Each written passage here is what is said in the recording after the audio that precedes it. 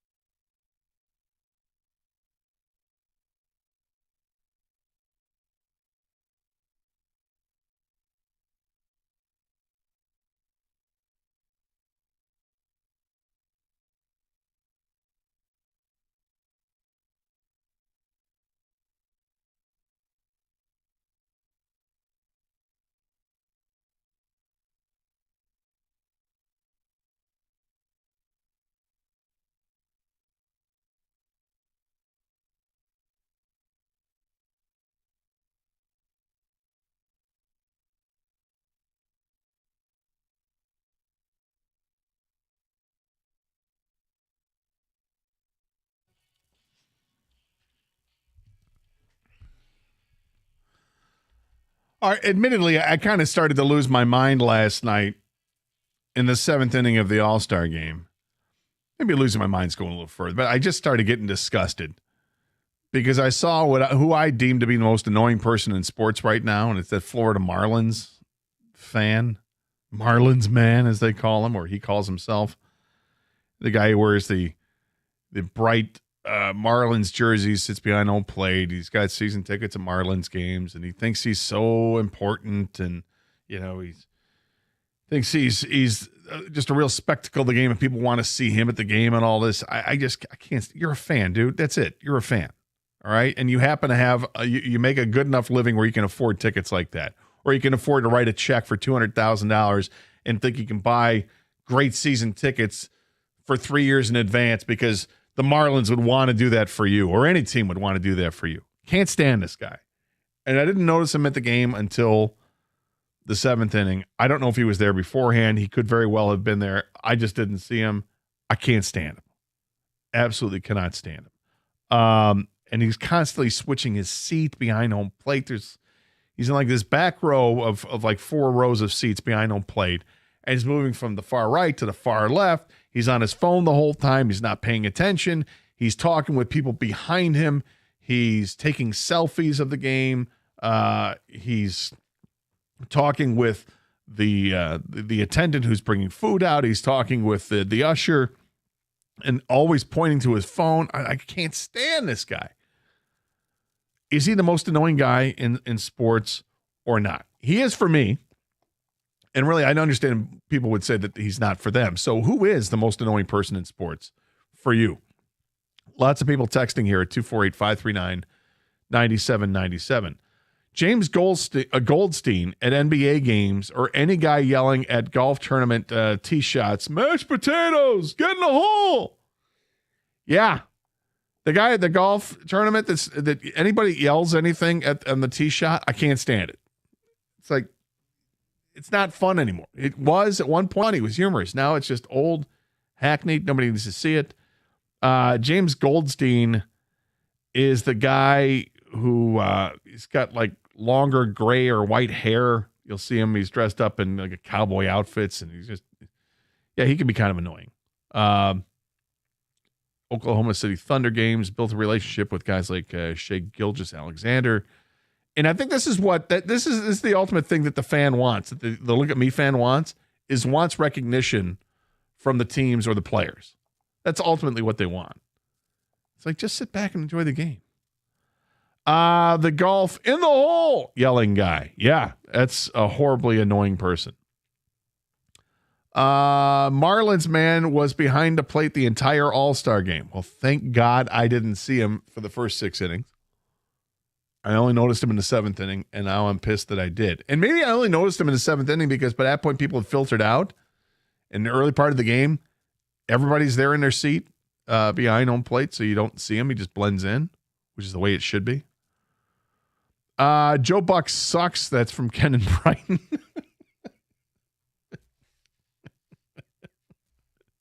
I don't know why it makes me laugh. I have no problem with Joe Buck, but people do not like Joe Buck. I hate those jokers at the hockey games that are constantly pounding on the glass. Greg and Allen Park. Yep. I find them to be annoying too. It's like, why are you pounding on the glass? What do you expect me to accomplish with that? My most annoying person in sports is fill in the blank mom, soccer mom, hockey mom, wrestling mom. Every video I see online, I hear her yelling over the top. Can't stand it. So you don't want moms to attend sporting events because they're too over the top. I think there's an awkwardness about it with the mom that's vocal, because maybe they haven't attended many sporting events in their life prior to seeing their own children play, and they're just trying to support the kids, and they don't care how loud they are. That might be it. But hey, if that annoys you, I want to hear about it. 248-539-9797. From Adam at work, the most annoying person on sports is Trevor Bauer. Dude's a terrible person, a terrible pitcher, yet people always beg for him to come back to Major League Baseball. It's been a few weeks since we had a Trevor Bauer call, but yes, people are still clamoring to have Trevor Bauer back, despite that he's got a bunch of unsavory allegations against him, and he hasn't pitched in the majors in a while, and there's reason. Pat McAfee, if he's involved in it, I'll turn it off immediately. That's Gary at work. Pat McAfee is one of these guys. It's a little bit polarizing. I don't mind him. I find him to be entertaining for the most part. There are times when he's not. I can see where he can be annoying. And if you're not a professional wrestling fan, you probably really don't like him. And I can understand that. Other texts coming in. Most annoying person in sports, Taylor Swift. That's from Sam in the car. Talking about parachuting in.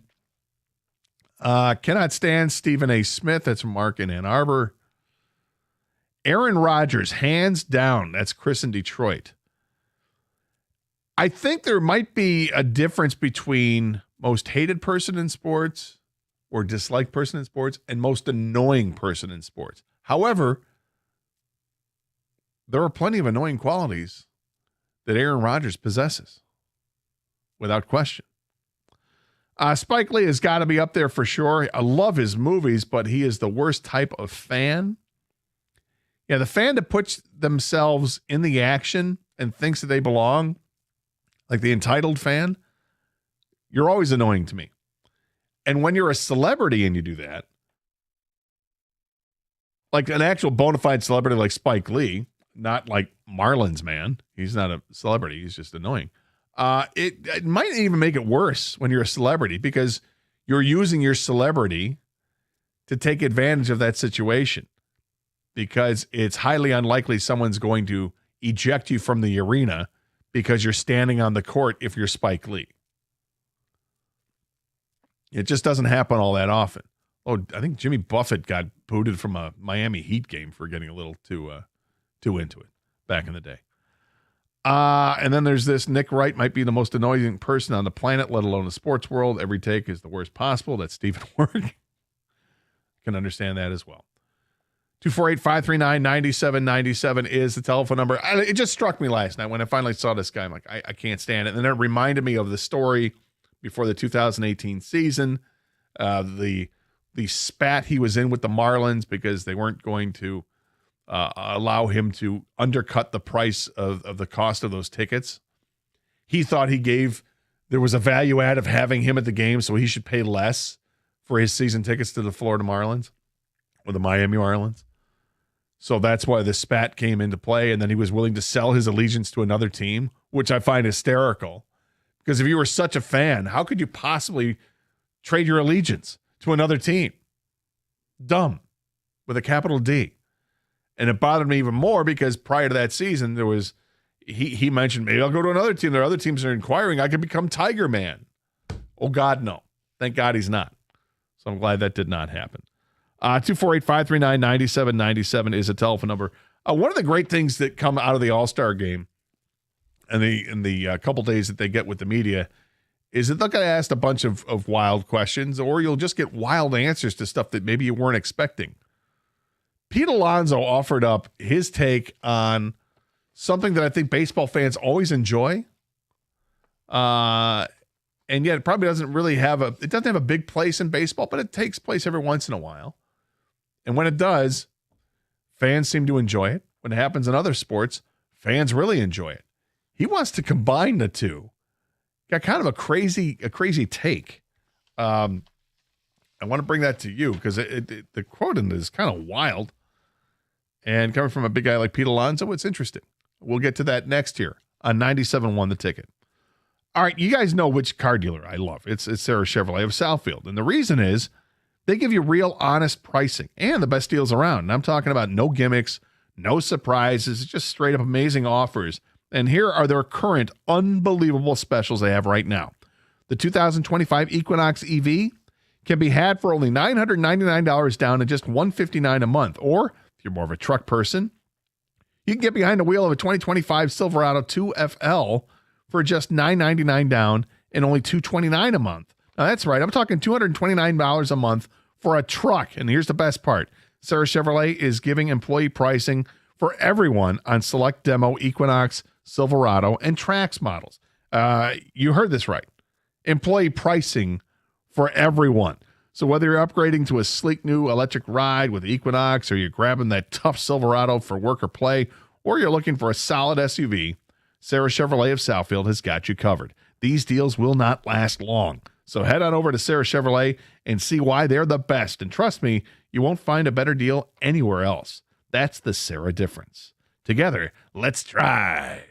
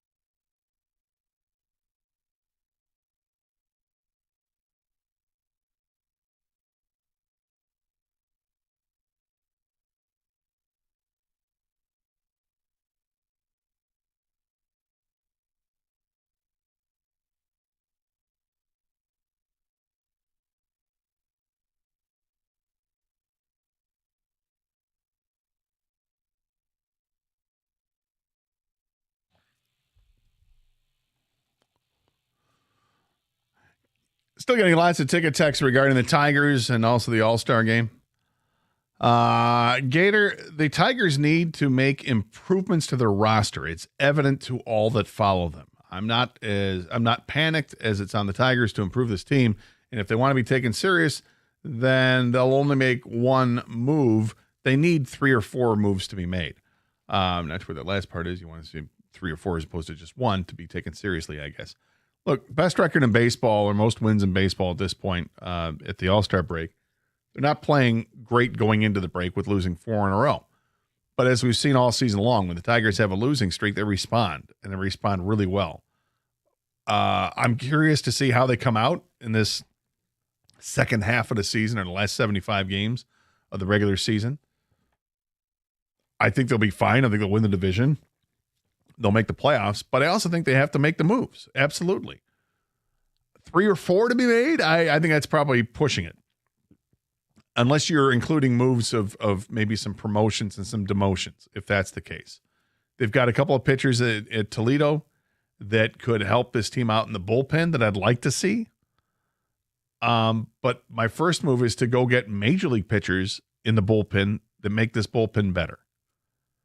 So I think for me, it's a couple of bullpen moves from outside the organization, in addition to taking a look at some guys within the organization, in the bullpen specifically. I think the bullpen needs to be reworked and refortified, because right now, I mean, you have confidence. I have confidence in Will Vest for sure. And Tommy Kahnle has been great this season up until the last couple of outings. And in 3 of his last 6 outings, he has been horrible. In those 3 outings, he's given up, I think it's 12 earned runs without recording an out. That's horrible. And did not see that coming. But hopefully that's just a blip, and that's what balloons your ERA. And you want to take a deeper look and recognize that the rest of the time, outside of those 3 bad outings, he's been great. So I still have faith in Kahnle. So it's Kahnle invest for me. Beyond that, yeah, I think you can find upgrades with every bullpen arm that they have. Tyler Holton has not had the season that he had last year. Not even close. And hasn't earned the trust back. You've got all the other H's on this team with Hannafy and Herter and Hernandez that aren't looking special either. So, yeah, I'm looking to improve that in the next couple weeks at the trade deadline. Do they need to add another bat to the lineup? I don't think that's necessary. A starting pitcher? I don't think they need to add a starting pitcher. But if you can find a starting pitcher that makes sense, go do it. If you can find a bat in the lineup, another player to bolster the lineup, and it's someone that you think can fit in this team, go do it. But in order to find that person in the lineup, you have to find a space for them, and someone's going to have to be removed from their space. And the Tigers have above average hitters all throughout the lineup. There aren't many holes. You know, if you have a starting lineup, the hole right now is in center field with Parker Meadows because he's just not performed as well as he did in the second half of last year when he hit 300. You've got a hole at shortstop if you start Trace Sweeney there because he's not hitting all that well. He had a stretch of time, like a 2-week period where he hit great, but outside of that, not so much. And the OPS is down. Unfortunately, the solution to most of those problems is Javi Baez. So maybe they can go ahead and add another bat to the lineup. I don't think that the Matt Vierling is the solution. Or that he's a savior of some kind. I think he's another bat to have in a lineup, and if he gets back on track, it's an above-average bat to have in a lineup, but I don't know how much above average it is. I suspect that Zach McKinstry, his production will come down a little bit because this is so kind of out of left field for him. But I love what he's doing. I mean, I think he deserved to be in the All-Star game.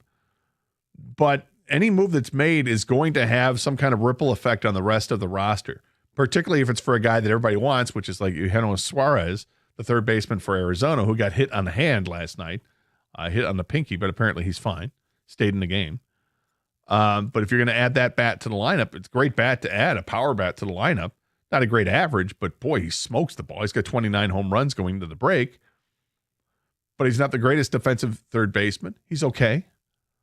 But that would send a ripple effect because then where do you play Zach McKinstry? Where do you play Colt Keith? These are 2 guys that are way above average with OPS that you have to relocate. So it's going to be tough. But those are the decisions. That's Scott Harris. That's AJ Hinch. And we'll see what they do about that, if anything. Gator, are the rabbits gone? The young rabbits. Some of us have been following the saga with great interest. Okay, I'm glad you asked that. With regards to the baby bunnies that I discovered in my house literally 2 weeks ago. It'll be 2 weeks tomorrow that it was brought to my attention that there are baby bunnies living in the middle of my backyard. I tried to protect them because the hole that they were in, the rabbit hole they were in, was completely exposed and was now just a ditch in the middle of my backyard because the dog got out there and she was digging at it. I don't think the dog ate any of the bunnies. There were 4 bunny rabbits there. It was brought to my attention by a landscaper that, hey, look at this. I'm like, oh, no. So I tried covering the hole a little bit with some sticks and a log, and then eventually I added a chair on top of it to keep the dog, when I would let her out in the backyard, from agitating the rabbits or sticking her nose in and grabbing them or whatever that she could do, because these were literally born within a week of me finding them. So now it's been a couple weeks. The other day, one of the rabbits, when Lois was, my dog was checking it out, she chased one of them out of the ditch, out of its protective little cave there. A rabbit came flying out, and she went after it and was kind of on top of it. I had to grab the dog, and then a rabbit hopped through the fence. And I was amazed at how much they had grown. These rabbits are like 3 times the size of what they were just 2 weeks ago. Before they were like 2-3 inches long. Now they look like baby rabbits. They're like good sized rabbits now. So I don't know how much longer they're going to be. I think I'm going to have these in my yard for maybe another week or so, and then they will literally leave the nest. In the meantime, I replaced the chair with a bigger item to shelter them from the dog in the backyard, which is a patio coffee table that I have out there now. So Lois can't really get in there. She sticks her nose a little bit, but she really can't get to where the rabbits are unless the rabbits want to come close. But that's where we're at right now. And I'm hoping that the saga ends quickly, because I'd like to be able to just let the dog run loose in the backyard without fear of her ripping apart a baby rabbit. Gator and Kang, the swing off was awesome, as was the whole All-Star Game festivities. The Home Run Derby to Hank Aaron tribute also was great. Smoltz is as good as an analyst as well. That's from Tom in Plymouth. Yeah, I just really like the whole presentation of what we saw with the All-Star Game. Now, part of it is getting these player interviews. And I thought it was cool last night. If you're watching the pregame show, they sat Scooble and Skeens were sitting next to each other. And can we stop with the trade Paul Skeens to Detroit stuff? It's not going to happen. But it was just cool to see those guys talking with each other and how much they respect each other, and realizing that that's our guy who's going to start this All-Star game. And even though it didn't work out well for him last night, it was still cool to see. But some of the other things that happened, all these players get interviewed by the media during the course of Monday at the Derby or yesterday at the at the red carpet stuff or whatever, and they're being interviewed all the time. Pete Alonzo, the first baseman, the big slugger for the Mets, was speaking at, this is from, I think this might be from Sports Illustrated, but he said, while speaking to the media ahead of the 25 All-Star game, Alonzo, is making his 5th All-Star appearance, suggested that players should not get ejected for charging the mound or fighting. Instead, he believes Major League Baseball should follow hockey's style, which tolerates fighting to happen between players during games. Here's what Pete Alonzo said. If there's one rule I could change, I don't think people should get ejected after charging the mound or fighting. So I think it should be hockey style. No teams, no nothing. That's when people get hurt. If you go out and charge the mound, then you should be able to. But if the pitcher or hitter or whoever charges, if they don't want to fight, they take a knee and they don't have to fight. But if someone charges the mound, it's one-on-one, hockey style, and then that's it. All right, so this is a wild idea. And it's one because there is fighting in hockey, even though Gary Bettman has tried to legislate it out of the sport, it's still there.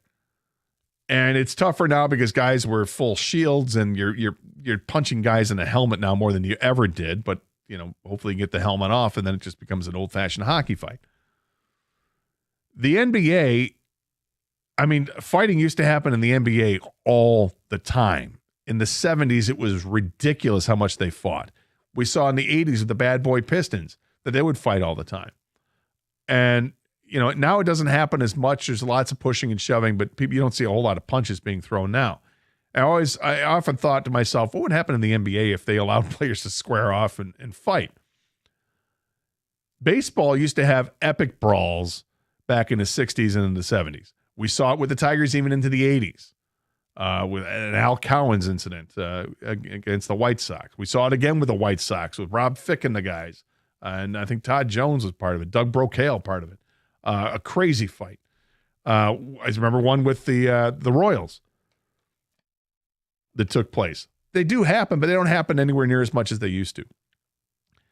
The idea that if a player charges the mound, that nobody would jump in, like that the first baseman isn't going to come and tackle the guy who's the hitter who's charging the mound, or that the catcher's not allowed to tackle him or get in the way.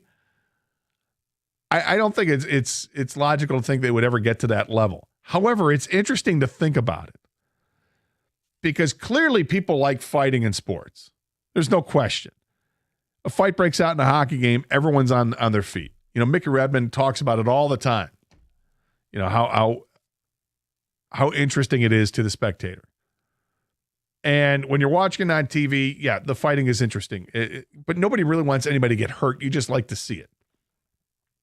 The idea that someone could charge the mound, and if a pitcher doesn't take a knee, that all of a sudden it's a one-on-one battle with the pitcher and the hitter, that they're going to square up and fight? And what, until somebody gets tackled and then you break it up? I don't think it's feasible. And yet I'm intrigued by the idea, and I'm amazed that it's Pete Alonzo that's bringing it up. And, you know, Pete Alonzo's been part of a bunch of brawls with the Mets. And I think part of his disdain for the way it works now is because he has been tackled from behind when his beef was with the pitcher and the pitcher's beef was with him. And all of a sudden it's somebody or either a coach or a player that's sticking their nose into it. Now, what Pete Alonzo doesn't recognize in this argument is that in hockey, oftentimes two guys start pushing and shoving, but it's another guy who ends up with the fight because that person would be outmatched and there's an enforcer on the ice. He's like, no, you can't touch our captain. I'll fight you. And then they go ahead and do that, which would be really interesting. Like if you've got a hitter that charges the mound and if the pitcher takes the knee like Alonzo wants them to, saying, I don't want to fight. But let's say the first baseman comes over and says, well, I'll be your Huckleberry. Are they allowed to fight? Kind of wild. 248-539-9797 is the telephone number. What do you think of this wild, radical idea that Pete Alonzo has about allowing fighting in baseball to fall along the same lines of hockey? He just wants it one-on-one. Doesn't want the benches to empty. Don't bring out the bullpens. Just one-on-one. Pitcher versus the hitter. And if you don't want to fight, you just take a knee and it's off.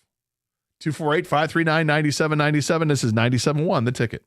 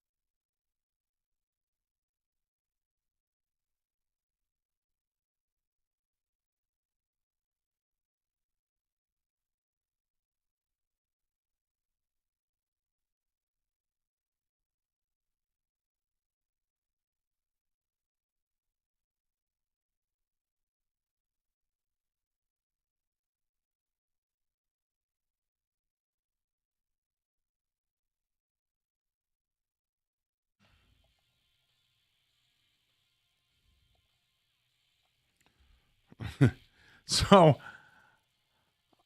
not surprised you're getting lots of feedback on the Pete Alonzo plan, the proposal that is allowing fighting in baseball, but have it more like hockey where it's just one-on-one. You know, don't get into the bench clearing brawls. No one leaves the bullpen.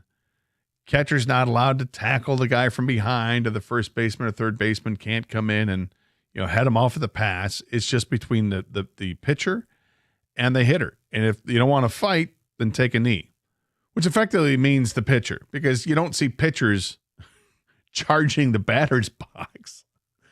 Not typically, although I suppose you do see it on occasion. And if you don't want to fight, you take a knee, which I can't see anybody taking a knee, because imagine what your standing is with your team or throughout baseball if you're the guy who takes a knee when somebody charges them out. But interesting nonetheless. 248-539-9797. Let's go to the phones. Bob is in Howell. Welcome to 97 on the ticket. Hey, Bob. Hey, hi. Yeah, I kind of agree. I don't know if about the actual fighting itself, but I hate the clearing the benches. The bullpen comes in and clearing the benches. I hate that part. I think there should be a rule like in hockey where if you leave the dugout or leave the bullpen, you get thrown out or whatever. But yeah, I hate that part. But yeah, the guys on the field can handle it. You don't need the bench clearing things, but. Yeah, I'm kind of with you on that, Bob. Look, there are going to be occasions, and thanks for the call. There's going to be instances where if you're a hitter, you think it's clearly intentional, somebody's throwing at you, and then, yeah, I think you should be allowed to do something or say something about it at the very least. And when the benches empty out, that's a problem. The bullpen's coming out. When the bullpens finally get out, it's ridiculous. Some guys, like their pants, they're still like zipping up their pants or buttoning them up because they may have been in the bathroom or whatever. And, you know, guys they're running from the bullpen all the way out to the mound. And it's like, oh, they're out of breath when they get there. It becomes a sea of humanity, and for no reason, because most of the time, nothing really happens. The NBA has it, you know, they've done a great job of trying to police it. If you leave the bench area, you're going to be suspended. You're going to be in trouble. You're going to be ejected from the game and then face a possible suspension. In the NHL, they leave it just to the guys on the ice. And you typically do not see somebody come over the boards and enter the fray. I mean, you're going to get yourself suspended for that. The leagues have done a nice job to kind of corral that in a way. But having one-on-one fighting in baseball is just, it's interesting, right?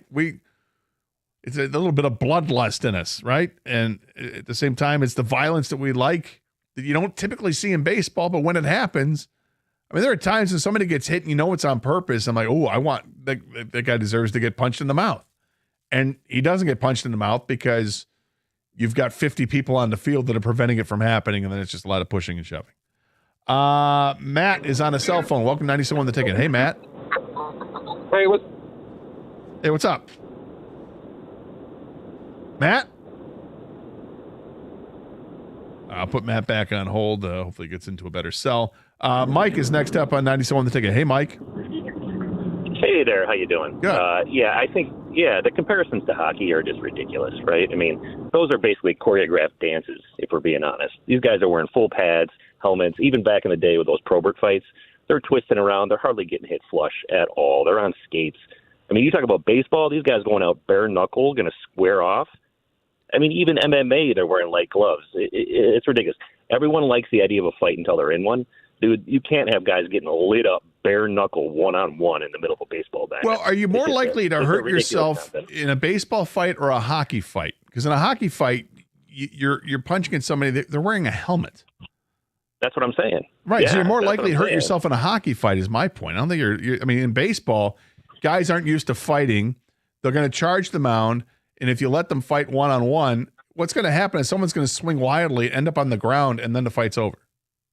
I'm not so sure, man. So you're saying in a hockey fight, your fist gets hurt a little bit because you cut it, you get hit in a helmet.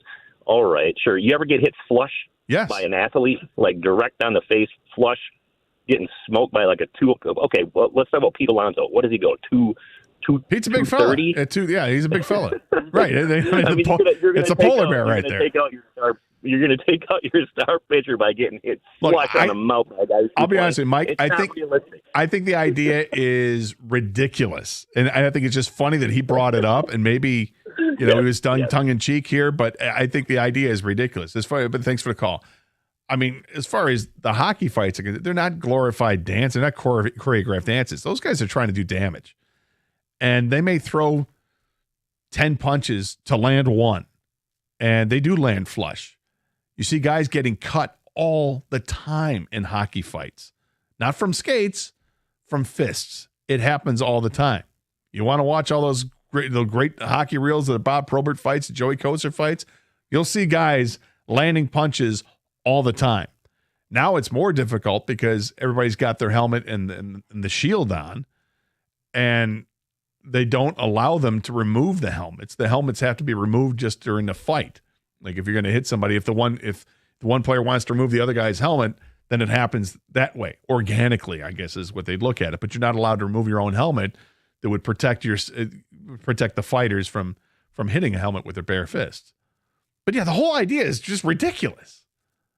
Like, what is he talking about? And yet, at the same time, I've thought about it.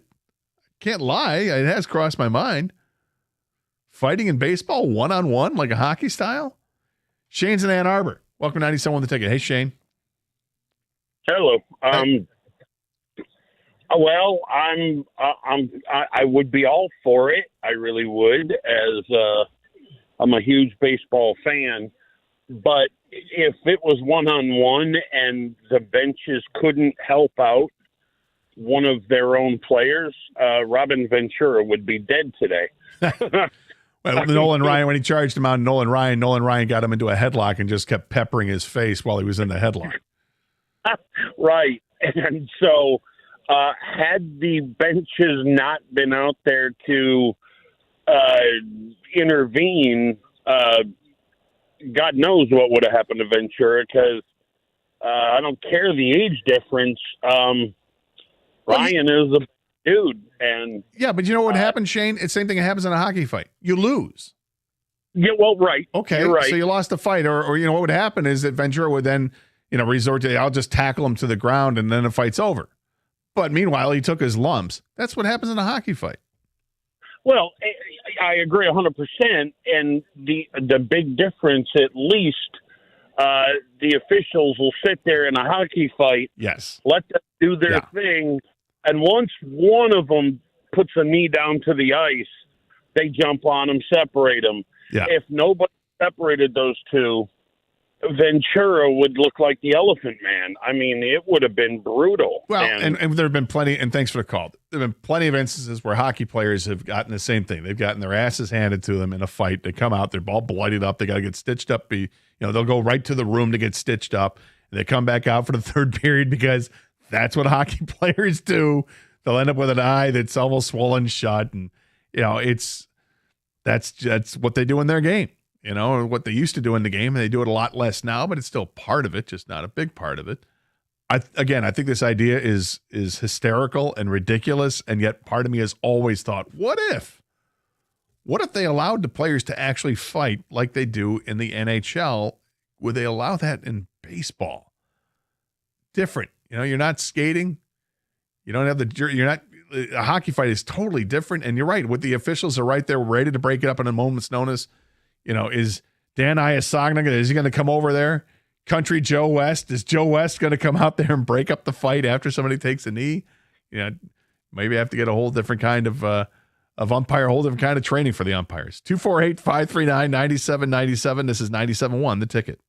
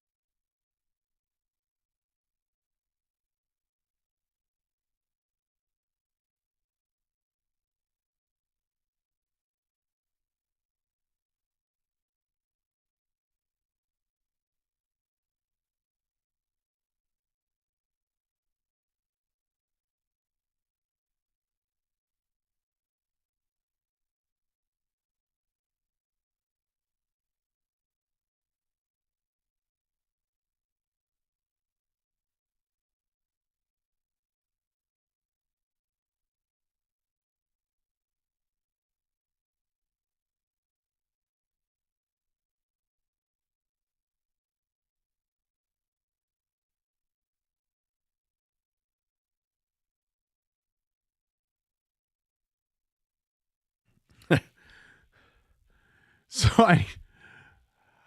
I put this out there on Twitter, and you can follow us on Twitter, Doug and Gator 971. Was Pete Alonzo serious about this? He wants to see hockey fighting in Major League Baseball. I'd love to see it. I think, and wanted to get people's opinions on this, and get a reply to this from Jeff. Says, Game 1 of the World Series. Have a person at the end of your bench lead off, charge Shohei Ohtani, irregardless of where the ball is, and just take their best player out of the game for the day. I mean, that would be a strategy I think that some team might employ if they would never allow this to happen. Never, never, never. But that was something that could happen. It absolutely is a strategy in the NHL for some teams. You go after and try to agitate the best player. I remember when I was in college, I wrote a paper about fighting in hockey and did all this research. It was so much fun to research all these old articles in Sports Illustrated. And this is before the internet, by the way. So I had to go through the annals of the library and look at different sport magazines about this and find articles on this. And I did. And it was amazing that was a strategy when you got into like the Calgary Edmonton series back in the 80s when the Oilers were competing for Stanley Cups, and how, Calgary would send out their enforcer specifically to target players on the Oilers, whether it was Gretzky or Messier. But this article was talking about how they would target specifically Paul Coffey on defense because they knew how vital he was to the success of the power play. Take out Paul Coffey, and Paul Coffey's willing to fight. And that's what they did. I mean, can you imagine if they did that in baseball? Like this person replied to on Twitter, like Jeff said. Yeah, I mean, if it's done, it would not be well received at all. I think that would be very poorly received. And we're bringing this up because Pete Alonzo said this. If there's one rule I could change, I don't think people should get ejected for charging the mound or fighting. So I think it should be hockey style. No teams, no nothing. That's where people seriously get hurt. If you go out and charge the mound, then you should be able to. But if the pitcher or hitter or whomever charges, if they don't want to fight, they take a knee and then they don't have to fight. But if someone charges the mound, it's 1 versus 1, hockey style, and then that's it. Led to a lot of discussion. A lot of people talking about it. 248-539-9797. Let's try Matt again. Welcome back to 97 on the Ticket. Hey, Matt. Hey, can you hear me now? I can. Thank you. Cool. Sorry, I was leaving the Mishaway golf course, so the signal's not the best up there. All right. But I'm with you. I'm all for the MLB fighting. I think it's entertaining. My favorite fight was when Tim Anderson basically took on the whole team before his bench and bullpen got there. But I would also like to add eligibility for some of the umpires. Some of them have it coming. And the players, I know the players feel the same way. So I would add umpire eligibility in the fights. Oh, boy. But, yeah, I'm all for it. All right. Thanks for the call, Matt. I mean, back when Angel Hernandez was there, I wouldn't have minded seeing that. And I think Angel's ego would probably allow him to fight as well. But, hey, who knows? It's all hypothetical. It's all hypothetical. But I find it wildly entertaining to think about. Mike is in Toledo. Mike, welcome to 97 on the Ticket. Hey, Mike. Hi, can you hear me? I can. Yeah. How you doing? Hey, so I'm in agreement with you guys that they're really got to find a way to eliminate the bench clearing brawls, but I feel like the mechanics of a baseball fight one-on-one would be a lot different than the mechanics of a hockey fight. And I mean that if Connor McDavid got ran from behind, Connor McDavid is not fighting that guy. Somebody like Evander Kane is going after that person.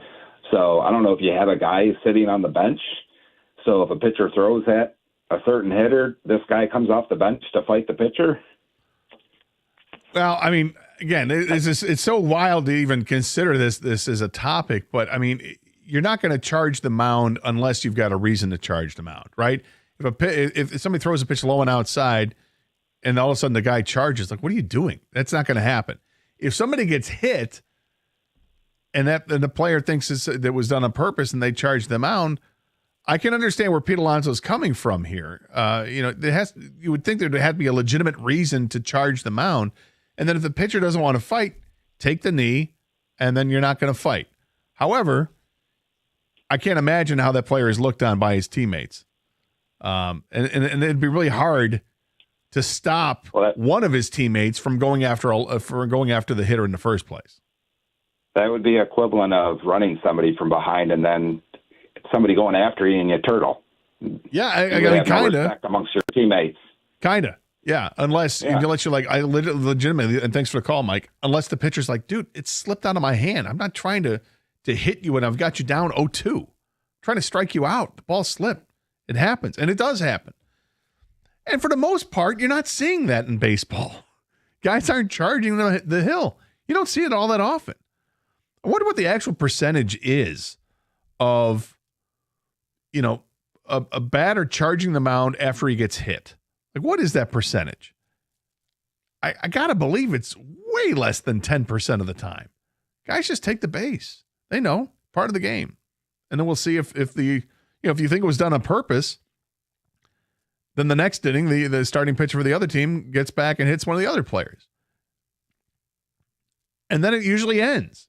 It's done. You may get some barking back and forth, and occasionally you get somebody that's going to charge, but by and large, you just don't see it. Ticket text coming in on this at 248-539-9797. Sounds like the polar bear had a few pitchers on his mind already. LOL. Yeah, that it could be. The polar bear is the nickname for Pete Alonso. It's so dumb. Teams are not going to let their pitchers fight. I would imagine that nobody wants their pitchers to fight. But at the same time, if a pitcher's going to throw at a batter, he's trying to do harm to the batter. What recourse does the batter have? They just have to take it? I don't think this is ever going to come to fruition, but I think it's fun to talk about. Bring the fighting to all sports. Full contact golf, full contact baseball. Let's just have a Donnybrook in every game. At least if your team sucks, you have something to look forward to. Steve in Madison Heights. Right? Like the Red Wings in the mid-'80s, the Brad Park era, they were a bad hockey team. But they were also a bad hockey team when they had Probert and Kosar out there and you had to fight. Harold Snepps and the like. I mean, those guys are fighting all the time. Why would you want to see fighting in baseball? It's always some of the worst technique of all sports. WNBA players know how to fight better. That's from Michael. I actually think the NBA players are worse at it than the baseball players are. Although they're both pretty bad when it comes to their form. Who was it? Was it Kane? Do you remember? Was it Odor that got in a fight with Joey Bautista at second base and just clocked him? Yeah, it was him. Just knocked him right down. Oh, sorry, I was moving the mic. You sure that was what you were moving? I'm not sure. No, yeah. Sounded like you were moving your bowels there for a second. Yeah, I mean, occasionally you get a really good brawl in baseball, a really good fight where it's like legitimate one-on-one stuff, but it happens so few and far between. This idea is ridiculous, right? Of course it is. Tim Anderson got knocked out by Jose Ramirez, but it was like a blind right hook that he threw. I mean, when guys just start closing their eyes and swinging, yeah, that's what happens. You know what I mean? Someone connects, someone goes down. But that wasn't like a pitcher versus that was on the base paths as well. Right. I feel like the base path fight is better than the charging the mound fight. Oh, for sure, because it's like two dudes running into a hallway and bumping shoulders or something. Yeah, and they know, like, oh, hey, what are you doing? What are you doing? You stepped on my shoe? What? Wham. Yeah. That's what we got, the Odor versus Joey Bats thing, and he knocked him clean out, or just knocked him down right away. And same thing with the Tim Anderson thing is fun to look at. And then, of course, there's the Rod Allen in Japan video that you can't get enough of. But it's different in a way. What would Rod Allen say about this rule proposal? I think he'd love it. Scott is next up here, 97 on the ticket. Hey, Scott. Hey, Gator. Thanks for taking my call. Can you hear me? Yeah, go ahead. Awesome. Cool. So I think they just need to leave it as is. And just a couple things. Number one, if a pitcher throws at a batter, he's got to know that he runs the risk of getting charged. Number two, the batter charges the mound. He has to know he's got to deal with more than just the pitcher until his teammates can catch up with him. And if you make everybody have to stay on the benches, it might be 9-on-1 with one batter and Right. 9 players, at best 5-on-1 if the bases are loaded. So just leave it as is. Yeah, look, I don't think they're going to, and thanks for the call, Scott. They're not going to change any rules because they're not going to allow it. They just won't, they won't sanction it at all. In fact, I think it'd be hysterical if the baseball commissioner actually had to come out and say something about it, if he has to address this. Because I think even he would just laugh it off like, no, we're not going to allow fighting in baseball. We don't as it is. As it is, somebody charges them out, they're likely to get suspended immediately. They're going to get ejected immediately, and then they're likely to face a 5-game suspension because they charged them out. But it's Pete Alonso's idea. It's his proposal. I think it's funny. That Pete Alonso idea actually sounds pretty badass. I would totally be down for that, Joe in his car. Yeah, I mean, from a fan standpoint, it'd be entertaining until your player, the guy you like, gets beat up, and then you're like, well, I don't like that at all. No baseball player is going to watch Alonso beat the crap out of Pedro Martinez without going in there and stopping it. I agree 100%. You think that Spencer Torkelson's going to allow somebody to go after Tarek Skubal? Not that I don't think Skubal can handle his own. He's a big guy. He's very intense, and I think he'd like to handle his own if it ever came down to it. But there's no way that you're going to allow that to happen. Gator, what if we had a true DH?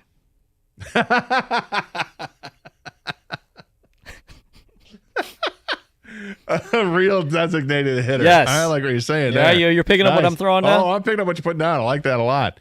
Yeah. You just choose you designate who your number one guy is. Yeah, here's a real swing off. Right, yeah. Talk about lining up the knuckles. Yep. I like Colt Keith for the Tigers. Oh, you do, huh? Yeah. He's got the wrestling background. Yeah, strong base. He looks like a very strong base. He looks like he can handle himself. I think he could get from third base to pitcher's mound to head him off at the pass, and then be or like you said, the DH. I like it. What if they just stop the game? Like, okay, we got a beef. Everybody calls timeout. We got a beef. Let's bring out the DH. They could play walkout music still. Right. Yeah. Oh, different kind of. Oh, yeah. Now you're really making it entertaining. This will never happen. And yet it's fun to talk about. 248-539-9797 is the telephone number. What were your thoughts on the All-Star game from last night? Your thoughts on the Tigers going into this All-Star break? It wasn't the best ever for the Tigers, right? Losing 4 in a row. The Tigers last night, 0 for 8 combined with 3 strikeouts. The pitchers went an inning and 2/3. They gave up 3 runs. Is it shaking your confidence at all about what the Tigers are? They don't start playing games again until Friday. It's a lot of time off. Will it be to their benefit, or are there real concerns that you have about the Tigers? 248-539-9797. This is 97.1, The Ticket. Hey, is your garage door on its last legs? Is it time to switch it up and get a brand new garage door? If it is, do what I do. And do what I did, and that is call Precision Garage Door Service. They're awesome. They'll come out. They'll walk you through the entire process. They'll show you all the options you have for a new garage door. And the best thing about it is that because they have a warehouse nearby that is chock full of brand new garage doors, in some cases, you can get a brand new garage door installed in as little as 24 hours. Here's what else is great about Precision. You can go on to precisiondoormi.com and schedule an appointment that works for you and your schedule. You're not beholden to some 6-hour window during the day that you know you can't do. What you can do is schedule the time that does work for you. They're willing to work with you. We're available weekends at no extra charge, and they have that same-day service, and emergency repairs are available as well. Give them a call today at 1-800-DOOR-REPAIR or schedule an appointment online at precisiondoormi.com.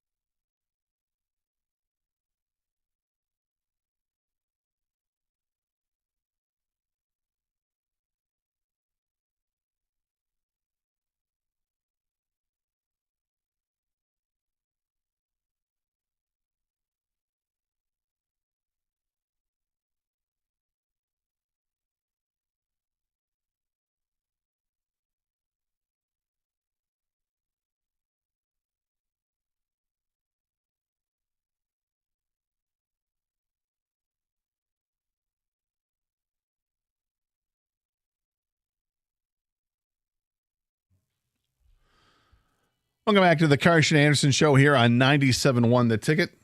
Gator with you, taking your calls at 248-539-9797. Same thing with a text. I saw that today there's a couple of national days. Like every day you look at calendars, like 3 different national days.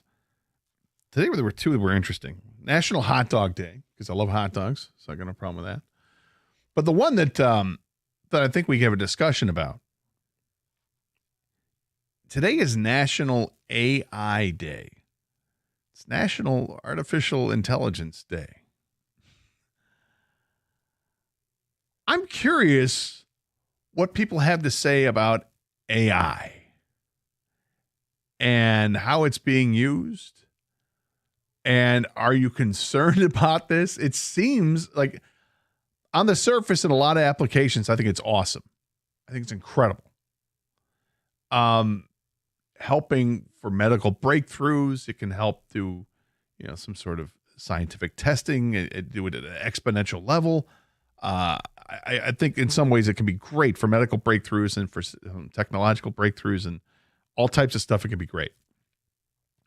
Where I don't like it is that it's being used to dupe people with voices. People that are using it for nefarious things like scams, and that's concerning. And trying to keep up with the technology is really tough. I think that artificial intelligence, AI, today is National AI Day. I think that it might be a bit of a polarizing topic, but I'm curious what you folks have to say about it. 248-539-9797. I saw a study a couple weeks ago. I couldn't believe what I saw. It said something to the effect that like 90% of students are using AI to write papers and to do all types of stuff for them at school. And I'm thinking to myself, wow, I get it to use it as a tool, but if you're using Chat GPT or whatever it is to write your own paper, what are you getting out of it? Or are you getting a lot out of it? Is actually, I have it do that and I'm able to read it and I'm able to understand it better as opposed to reading through 5 chapters in a book. I can have it summarized. I think there are some better applications for it, but I worry about this whole scam part of it because the scams are getting so much more elaborate now. I used to have a lot of fun answering the phone and just messing with the people on the other end of the line, knowing I'm never going to give them my information, but it would be fun. But now some of these things, like they're cloning the numbers on the phones. They're using of different voices on the phones now that try to make it sound like it's an actual person, even though it's a recorded voice. And I get concerned for people that are of the older generation that don't know any better. They don't know how this works and that they're getting taken advantage of. And you see every day more and more stories of this coming out, more and more alerts. Hey, be on the lookout for this scam that's taking place. And you have to you get emails and you think it's from one source, but it's really not. You have to look very carefully at where the email came from, where it originated from. You go into your spam folder. It's amazing what shows up in there. It's just, in a lot of ways, artificial intelligence is helping people, but in a lot of ways, not for good purposes. But just curious what people thought of that. 248-539-9797 is the telephone number. Also talking about the All-Star Game festivities and how you enjoyed the All-Star Game last night. I thought it was great. So much to like about it. The automated balls and strike system that they used for the first time. Tarek Skubal is the first one to use it in All-Star Game history, and it worked to his advantage. All the 3 calls I saw that were all overturned. Players knew better than the umpire, and I thought that was cool to see. And yet the fact that we were only like 3 of them in the whole game, I thought also spoke to how well the umpires are doing their job. The swing off to determine the winner of the All-Star Game, I thought that was wildly entertaining. 3 players from each squad get up there for 3 swings, see how many home runs they can hit. Thought that was cool. We've talked about the Lions as well. A little bit of the Jared Goff stuff. His ranking is a top 10 quarterback, according to this ESPN survey they did with coaches and and executives and players that all got involved with this, and they said they have him rated as number 8. I don't think it's terribly far off. I think I could live with it being at number 8. I think he's definitely a top 10 quarterback. Like seeing that. Got Lions rookies are reporting to camp today. Big story out of that is we're going to see whether or not Tate Ratledge reports. Is he going to sign a contract? Because a lot of these second-round players have not signed contracts because they want them guaranteed. And there have only been a couple of signings so far. Everybody else in the second round has basically said, nope, not yet. And it's just a real interesting thing that's going on right now. It's actually going on with Cincinnati with their first-round pick, Shamar Stewart. We'll get into that a little bit. 248-539-9797 is the telephone number. Let's go to the phones. And Ryan is next up here, 97 on the ticket. Hey, Ryan. Hey there. I just had something to say about the AI. I get it. Sometimes maliciously, it is wrong. You know, whether it's the voice or the pictures and stuff like that. I think as a tool, especially with, you know, the ability to look up information and have it be correct, it's like a textbook. You know, nowadays if kids are using it to write a whole page of information for them, yeah, that's wrong. At least to look up the information, get something out of it that way is fine. And even when I was at school, I remember the teachers were saying, oh, you're never going to have a calculator on you at all times. And look at us now. You know, we got the smartphones and stuff. Yeah. So I do think that it is something that helps us, at least if you're not using it to do all of your work. You know? Yeah, thanks for the call, Ryan. I appreciate it. I think there are a lot of great applications for AI, and I'm all for it in a lot of ways. I think certainly it can help with medical research and things like that. It's great. You know, to give you an answer in a pinch, you know, a little trivia. I like, sure, it's fine, but I do worry about the scams and stuff like that. That concerns me. But you know, there's a lot to like with AI. Vern, you're next up in Detroit. Welcome to 97 on the ticket. Hey, Vern. So, how's it going? The ChatGPT is one of the most amazing apps in the business. I use it for kids' homework, my new workouts. You know, it's an amazing tool for self-motivation. But, however, I also am a fan of The Matrix, iRobot, and every other AI movie that has ever came. I am for the ChatGPT because AI is going to become self-aware and is going to wipe us all out. So I decided to befriend AI because one of the most scariest documentaries I've seen was on the race to perfect AI with the military. And the technology and the AI that we see in our normal, average, everyday apps is nothing compared to what's coming down the pipe when it comes to science, defense, everything else. Oh, it's only a matter of time before Arnold Schwarzenegger steps into a bar and takes a guy's motorcycle because he's been sent from the future. AI is the future, and I want to be a pet instead of cattle. It's going to wipe us all out, but I love it. Thanks, Vern. I appreciate it. I totally understand what he's saying. Ken, got to watch out for the T1000, man. It's coming out. Dude, I find it funny that, I mean, he admits it. It's going to take us out, and he's okay with it. This is why we deserve to get taken out. Are you kidding me? But he's right on so many. I mean, the what it can be used for in defense. Sure, but here's the thing. Terrifying. Well, Gator, I think the core of most things is for the good, like what we can do, right? Right, 100%. But at some point, the bad outweighs the good. The cons outweigh the pros, and I think that's what AI is personally. I think this is a way deep topic. I'm surprised you even brought it up. I thought you were National AI Day. I was hoping you meant Allen Iverson Day because that would be much more fun to talk about. But since you're talking real artificial intelligence, I don't. Long story short, I don't think this is a good thing for society. I just don't. Thank you. I think this will end poorly for us, the people. Yeah, I wish it could just be limited to like only the good, but of course that's not how life works, you know.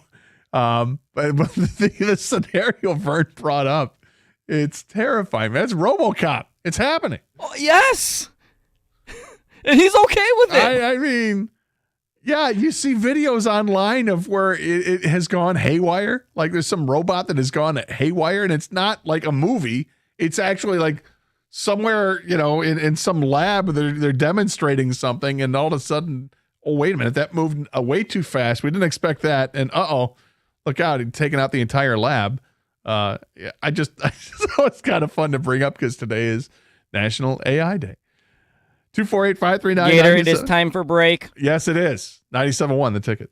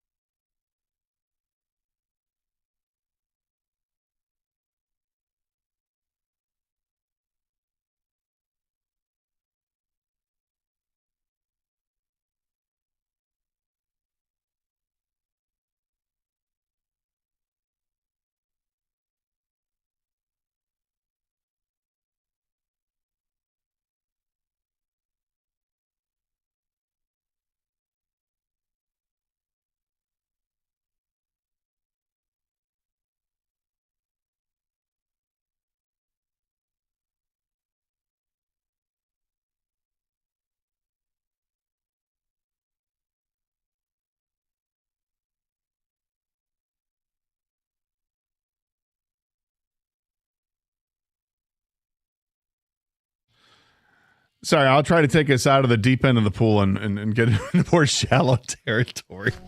We all watch movies, Gator. We know how this ends. It's not well. No, it's not good for us, the people. Not well, no. But Vern's okay with it. Vern's good. Yeah, rather be a pet than be a cattle is what he said. That's what he said. Yeah. Yeah, look, in my next life, if I come back as Lois, it's a pretty good life. Pretty good life. Well, you have to be the owner, though. I think Lois lives partly a good life because of you, you're right. right? Oh, you got know that what I mean? right. Yeah, that's true. Okay. That's true. That dog. So lucky. Dog has no idea how lucky No that dog idea. is. No idea. No idea. We had mentioned earlier that I saw the most annoying person in sports, in my opinion, was the Florida Marlins man, the Marlins man, the guy who gets those tickets behind home plate and has to be the center of attention. And I didn't notice him until the 7th inning. Apparently he was there the whole game behind home plate. I just didn't see him until then. And I think the reason I didn't see him was because those seats were pretty packed.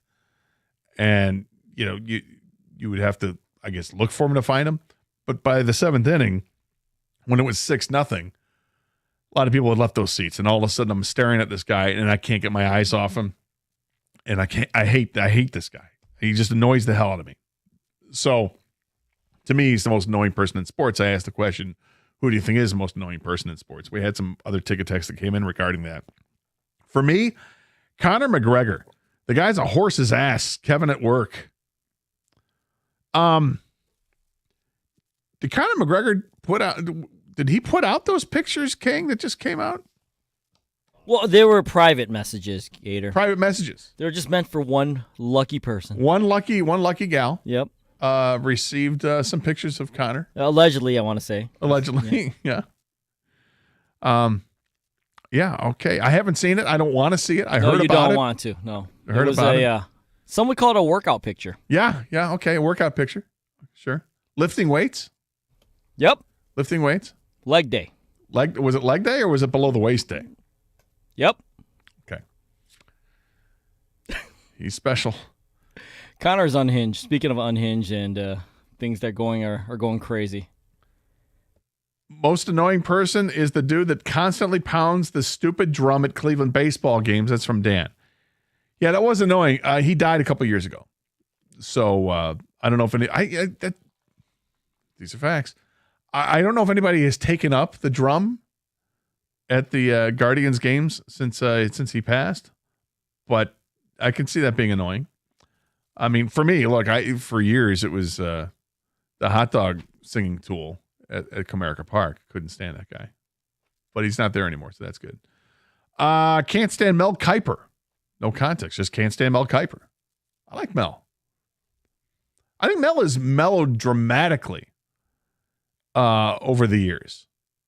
And it feels like they've kind of squeezed him out a little bit, that they're letting others do some talking there at ESPN more so than Mel when it comes to football stuff. But to each their own.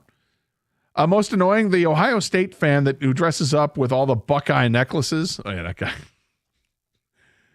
The Buckeye necklaces, the jersey, the face paint. It's all a little bit too much, isn't it? And yet that guy loves himself some Buckeye fan. Yeah, I'm finding there's lots of fans that are just annoying. Who's the guy is it Fireman Ed? Is that the guy at the Jets games that really wants to be noticed? He's annoying. Start the wave guy, especially when he's somewhere close to me. Yeah, I'm with you on that. I don't need the over energetic start the wave guy. I mean, if the game warrants the wave, I'll participate in the wave. I enjoy that. I just don't like the guy who starts it and then gets upset with you when you're not doing it. Chris Collinsworth talking about Patrick Mahomes. That's from Luke in Brighton. That to him is the most annoying person in sports.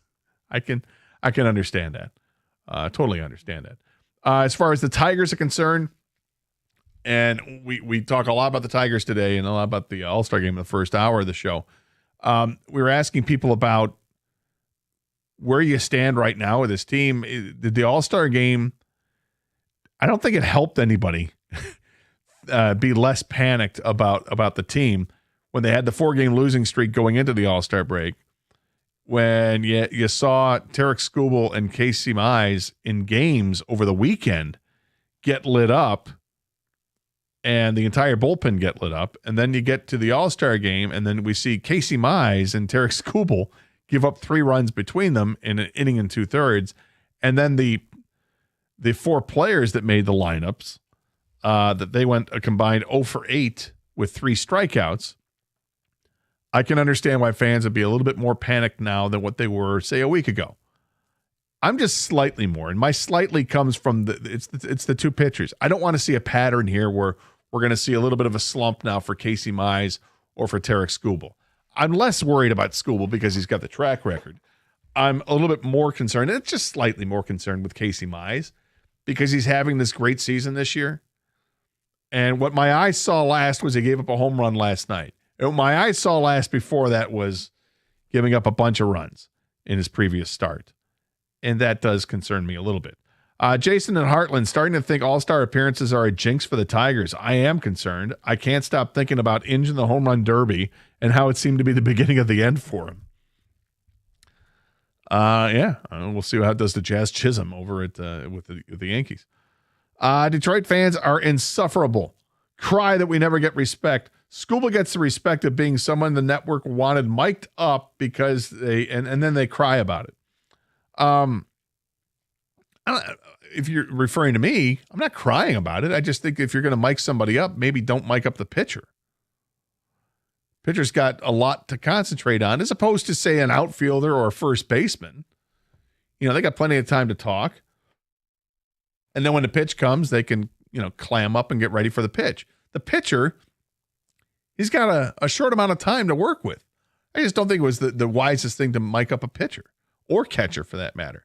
These guys have to work in consort, and, to take up half that time while you're asking them a question and expecting an answer in return, it's going to be anything more than 3 words is not likely. I was disappointed that the Tigers didn't do well in the All-Star game, but it means absolutely nothing towards our regular season record. What bothers me is the 4-game losing streak heading into the All-Star game. Yeah, I agree. And it doesn't bother me that much because I've seen this team lose 3 games in a row before, although 4 I think is technically longer than 3. But the 3-game losing streaks they've bounced back from those very nicely when they've happened during the course of the season. How will they bounce back from a 4-game losing streak? We're going to find out on Friday night. What concerns me is the bullpen, because I don't think the bullpen is good. They were really good for the first 4 or 6 weeks of the season, and they have not been since. Been one of the worst in baseball. I like Will Vest a lot. I still have confidence in Tommy Kahnle. But 3 of Kahnle's last 6 outings have gone horribly awry, where he's given up 12 runs in those 3 outings and recorded 0 outs. That concerns me. But I think it can be rectified by making some trades before the deadline, or even perhaps promoting some people from Toledo to sub out some of the guys at the back end of the bullpen. When I say back end of the bullpen, I mean of the pitching roster, not the guys pitching the 8th and 9th inning, because those guys, like I said, I have more confidence in. Hey, Gator, I also thought that last night's All-Star game was really enjoyable. My biggest takeaway was in the 9th inning at bat by Stephen Kwan of the Guardians. That was a professional at bat in every sense and representing everything that I've come to expect from Stephen Kwan. That's from Todd and Canton. It was a fantastic at bat from Stephen Kwan. And when he was in that position, I think the American League's going to tie this up because it's just what he does. He won't strike out. He's going to get a piece of the ball, and he knows what he's doing. And he ended up, hitting a very weak grounded at third base, and he was going to beat that throw out 100 times out of 100. And he did. And ends up scoring the tying run, which allowed for the swing off at the end of the game, which was great. Unfortunately for the American League, they couldn't get that extra run. Tuned in to see the Tigers play. Torres struck out, Green strikeout, Skubal 2 runs. Terrible first inning to be a Tiger. Sam in the car. Yeah, I agree. Not the best first inning for Tiger baseball, what we saw in the All-Star game. At the same time, I wasn't particularly disappointed with Tarek Skubal. I mean, he looked like he was going to get Shohei Ohtani to swing and miss, and Ohtani was able to reach just enough across the plate, kind of flip his bat out, and he flipped the ball into shallow center field for a base hit. And then Acuna hit a ground ball to second base where I may have had a chance of beating that out. That's how slow it was hit to second base. So 2 very weak hit ground balls, or 1 fly ball and 1 ground ball, ended up being base hits. And then Ketel Marte hit the double down the line. It scored the 2 runs. That was a hard hit ball. And then Skubal settled down and got a couple strikeouts. So I wasn't terribly concerned with the Skubal's outing, despite that the pitching line doesn't look all that good. 248-539-9797. This is 97.1, The Ticket.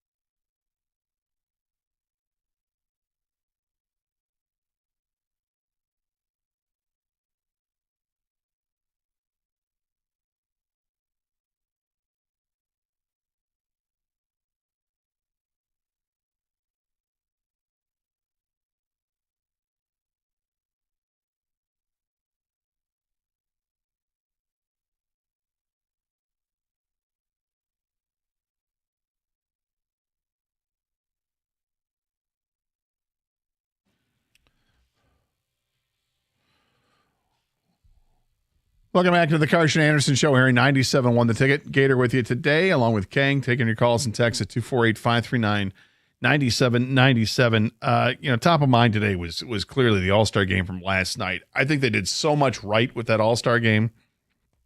It was entertaining throughout, just when you thought it wasn't going to be, because it was 6-0. The American League answered with 4 runs of their own in the 7th inning to make it 6-4. And then they come back with 2 runs in the 9th inning to tie it at 6. I thought maybe they might get a chance to push that one last runner over to take the lead 7-6. They didn't. National League didn't score in the bottom half of the inning, and we got a swing off, which was a home run derby, kind of this impromptu home run derby to solve the problem. Hey, who wins the game? Well, we're not going to go extra innings, because they determined they're not going to do that anymore in the All-Star game. And they've had this rule in place for several years. It just has never come into play until last night. A swing off. Each team picked 3 batters to participate in a home run derby. Each of those 3 batters would get 3 swings. You total up the home runs, you get the winner. The only disappointing part of that to me was that they didn't have the marquee names up there participating in it, because those guys, most of them had left. The All-Star game, you're not going to stick around the whole time. The starters get in there, they play their first couple innings, and then they take off. Or they're already dressed in their street clothes, and they're there cheering their team on. So you didn't have a chance to see Aaron Judge or Cal Raleigh or Shohei Ohtani. You didn't get to see that. But what you got to see was pretty great, though. Brent Rooker, who did compete in the home run derby the night before, he hits 2 home runs in his 3 swings because he's in the game late, so he was able to participate. And then you went and you saw Randy Arozarena added a home run for the American League. But they didn't have a big enough lead. They had a 2 home run lead, I believe it was, 2 home run lead. And then the National League came up with Kyle Schwarber. And Schwarber just lived for this moment. 3 swings, 3 home runs, the last of which he hit off of his knees. I mean, basically just swung from just low and cranked the ball. It was a line drive and ends up being a home run. And then it's all up to Aranda for the Tampa Bay Rays to see if he can hit one, just one, and we can extend this thing. He got down to his last swing, and he didn't do it. And because he didn't do it, National League wins. They didn't even have to go to the 3rd hitter, which was Pete Alonzo, which, as you heard me earlier in the show mentioned, Pete had the crazy idea that, hey, why don't we allow one-on-one fighting in baseball like we have it in hockey? Pitcher, throws a pitch at a batter. Batter wants to charge him out, let him, without having to worry about anybody jumping in. That's what he said. He actually said that. I don't know if he was joking or not, but it got out there as a story. We had brought it up as a topic on the show.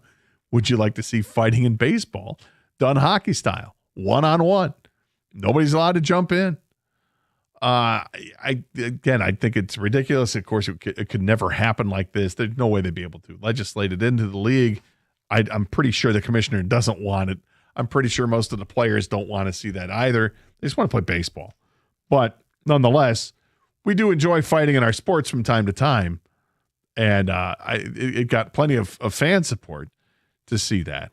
But the other thing that I take away from the All-Star game was the automated balls and strike system that they put in for the game last night. Now, we saw it in spring training, in some games in spring training. Not all the games had them. And what little spring training I could watch, I watched, and I wanted to see how it worked. And I thought, wow, this actually goes really quickly. It's a really quick system, a challenge system where you can, if you disagree with the umpire on a ball or strike call, you can do something about it. You tap your helmet or your hat, and now you got a challenge. And it takes like 10 seconds. And then the animation comes up and lets you know where the pitch was. Was it in the strike zone or was it out of the strike zone? And last night, Tarek Skubal was the first one to use it. Worked his advantage on a 2-strike pitch. He thought he had it. Umpire called it a ball. He challenged it. He got the strikeout. And I think this is something that baseball is going to adopt very, very quickly. I think the players love it. I think the only ones who wouldn't love it are the umpires. because I think it can show up the umpires. But I don't love umpires, so particularly the ones that really want to be the center of attention. Now, there are fewer of those guys umpiring baseball now that some of them have retired or not been asked to return, which is great.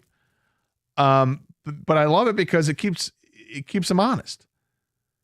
You know, if a batter is there and he has a real legitimate beef with it, instead of yelling at the umpire, taps his head and says, all right, I'm not going to argue about it. Let's just go to the film. And then they get proven right or wrong. And I like how that works out. And also, it should help keep the umpires honest and make them better umpires. I think in some cases, umpires will call something out of spite. They'll say it's a ball or they'll say it's a strike, depending on what their bias is going to be. And they can say to their blue in the face that they don't have biases, but you know that they do. In some cases. I don't think it's rampant. I think it happens sometimes. And this helps keep that in check. But I thought it worked out really well last night. I thought the Hank Aaron tribute that they did I think it was in the seventh inning, I thought that was really cool. I thought it was cool hearing Clayton Kershaw mic'd up and what he had to say.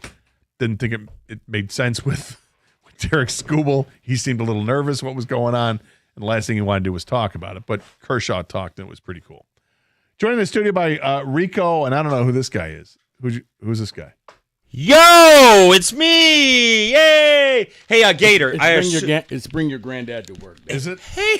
Is that what it is? Hey, now. It is the Invitational Day, but Gator, I assume you touched upon this topic out of the All-Star game. And tell me if you did or didn't. Okay. People who are, Yeah, no.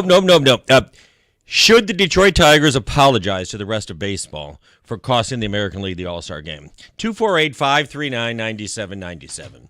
And we already handled that. You don't have to worry about okay. it. I Yeah, thought you did. Yeah, I thought you already did. done. That's right. Okay, yeah. You don't have to worry about that. All joking aside, that was, what was the best thing that happened to it? I think the Bat Boy did okay, I think.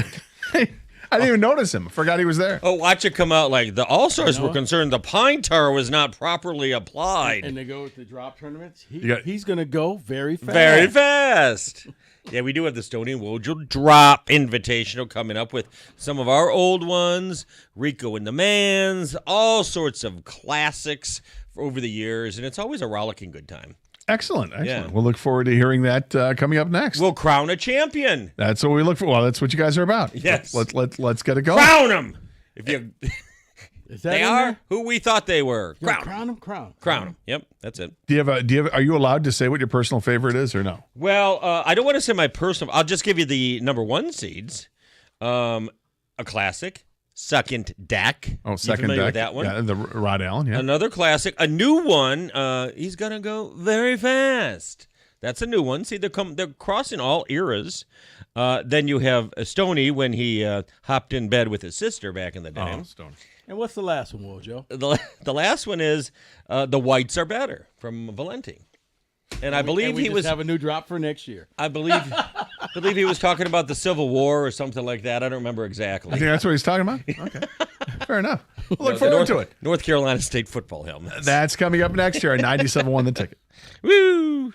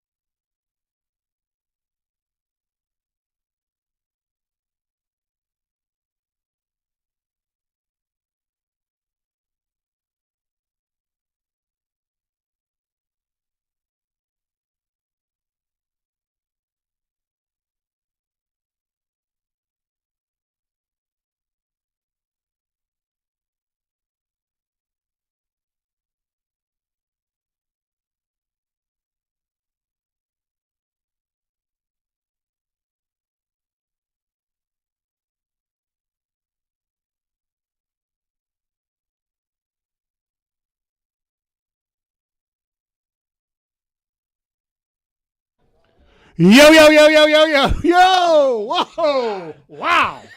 That was loud. Yo, no. We're back. Hi, Woj. Yeah, Stony, how are you? Good. What's the weather like today? What time is it? Go through all the staples. Let's hear them right down the line. No, I'll just, hey. How's your sister doing? Everything good? I just told her she's a 1 seed. Okay. We have got to get Bob away from the microphone just a little bit. Oh, was that too loud? It There. still is. Oh, Yeah. my. Yeah. All right, it is a Stony and Wojo Invitational. Thanks to Valenti, Enrico, and all the great people out there. We get to, but it's not ours, only ours. They got all their drops, oldies, newsies, all in between. And look at it, full lines already. Classic, yes. 90 seconds into the show. Yes. And They were there 15 minutes ago. And Well, I mean, you knew the lines wouldn't be full. They want to get in early. But it's funny because in my mind, as soon as that theme song ended, I'm going, yo, yo, yo, yo, and you did it. So. Yeah. well, maybe the dwarfs at 5 o'clock with a little hi ho. Oh, hi ho. Here's how this works if people are new. Yeah, please lay it out. If you know, you know. And we love that you're here. We love that we're doing this again. There is a twist because Mr. Michael Stone, one day when Rico was on vacation, had access to some of Stony and Wojo's classics. I go, where, how? Including when Tommy Lee did you. So the whole idea is, I said, Mike, right off the rip, this is months ago. I go, we got to do a legacy division or bracket. And I said, we'll do the legacies of ours, the legacies of yours, and then the standard. And it's a battle royale. So this is new with a twist. Yes. Yes, indeed. Different regions. Brackets are available on social media. And I think we cover all demographics, the old school people, middle school, and new school. Correct. And a lot of the younger people who either weren't alive or were too young to listen to us at the other place never heard some of these. So we're actually, as you would say, Wojo, edumacating people. We're giving them, as Ken Holland would say, a history lesson. Yeah, explain it to them. And the people that listen to us back in the day, they've got to be in their mid-20s by now, don't you think? Exactly. Or something like that. Hey, watch yourself, Michael. All right, so I'll throw the number out, and you're going to have to work to get a phone line because this is the gala event of the year. 248-539-9797 before we begin. Yes. Mr. Wojo. Well, all kidding aside, because you wonder, like, oh, do people get these drops? And I swear to God, in the last 2 weeks since it, out in public on Twitter, people would say, oh, when is it? It is this year, right? You're doing one this year? When is it? And I would always tell them, it's up to Valenti, and he usually says no. No, I didn't say that. That is outrageous. No. We already have one person upset, but go ahead. Yeah. Multiple people upset. Oh, no. Stony, I know this is your first day in radio. Talk into the microphone. Oh. Not up like that. Put it to your mouth like you would. Be careful, you'll be a drop. There we go. All right. Stick it in your mouth. Thank you. Stony. TJ's already upset. I guess he didn't make the cut. Yeah, Oh. TJ, he texted me and TJ Lang. Yes, He TJ did make Lang. the cut. I guess he's used to that in the NFL, right? Yeah. What can I tell you? So, Mike, you want to lay out to one of you, Mikes? Oh, Yeah. that did not make That the did not, tournament. and was that a champion too? If I'm It not made mistaken? the final, I if don't I'm think not it was a mistaken. champion. Yeah. Yes. it was What were you going to ask? Do you want to lay out the rules? You want Stony, These are just your how it goes? rules. Say them and say them for the people because we cannot we cannot be derailed. We Correct. cannot. Now, Wojo, there are veto powers where if somebody makes a selection that we just think they're trying to F with the selection committee, Right. F with the thing. Yes, exactly. We have it. We can. That was for you, Rico. We can veto. Oh, no. We can You have a new drop that Dave is going to be pulling. We each have a veto, so we can. Well, yeah, but the way it works is we have all these games, like a 64-team tournament, Mm-hmm. and when you call in, we'll let you pick which region you want to make the choice from, Okay. but you don't get to pick the game. Correct. That's how No, people. that's on you Yes. and Mike. And you pick, and we give you the game, and you think about it, and don't screw it up. Don't just say, "Oh no, that one I hate that one," even though I know it's. And we better. get the veto up until what? First Elite 2 Eight? rounds, Yeah. up to the Sweet 16. Correct. Oh, up until the first. Okay, I thought Yeah. it was the Elite Eight. And the Okay. regions are, you've got the Stony and Wojo Legends region. So if you want an old school one, you'd ask for that. You've got the White Better region. And that's where there are slight variations or slants. I like how on- you said it better in crosstalk. Yeah. They're not racial, but they're Football That helmets. one, tinged, right. And then you've got the very fast region. That's new school. This is the more recent ones. And then you have the Mike and Rico Legends region, which are the classics from Rico and the Man over the last 60 years. I think that might make it. I think that might be in there. Yeah. Rod Allen. And that's how it works. You call in. I don't know. Are we going to make them talk sports or just pick No. the game? Yeah. No. We got a lot of people on the line. Yes. Yeah. So you just played 3 of the 4 seeds. What's the other top seed in the Stony and Wojo Legends region is? Oh. Okay. That's still around? Is she still around? She's still around. Yes. How's the kid? Take it easy. This is not a West Virginia broadcast. Now, Mike, I know you're nervous because you think I go right up to the line and then jump over it. If you think I'm getting close, let me go a little further before I will. you say No, the only thing I'm nervous about. That's my job. I get to be traffic cop. The only thing I'm nervous about. I mean it. Yeah. Doughboy. Why? No. It's terrifying. Just because you're creeped out by it, everybody else loves the Wojo, Doughboy. here's the thing. You're responsible for whatever the Doughboy says.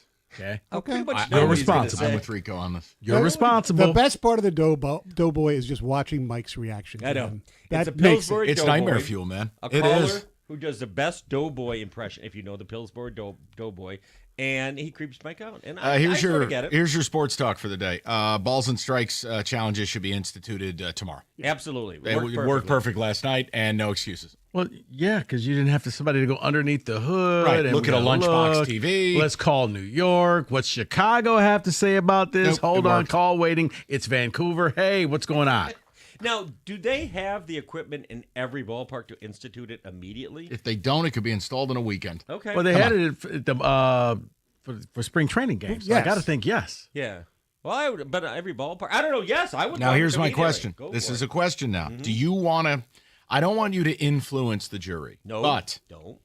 do you have an early favorite? I don't want to influence. No, I'm not going to.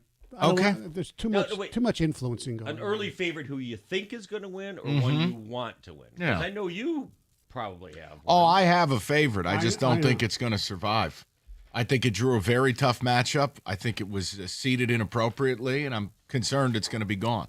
Okay, don't say. 'cause I'm then not they saying which then one. They really will. You know what? knock I'm it out. leaving. We already got a Yeah, seating we're out of here. We controversy. did I'm the out. whole rigmarole. I'm out. No, it's good. Oh, no. Everything's good. Guys, you know what? David and Kenny did a fine job What doing happened? the Right, they seating. Oh yeah. They even had last second seating, and They then did? David even had last second seating, which eliminated 2 of the ones that I thought would make it that far. And then when the seating was all done, Stony ambled in and rearranged everything. No, I gave you and Mike final editorial license.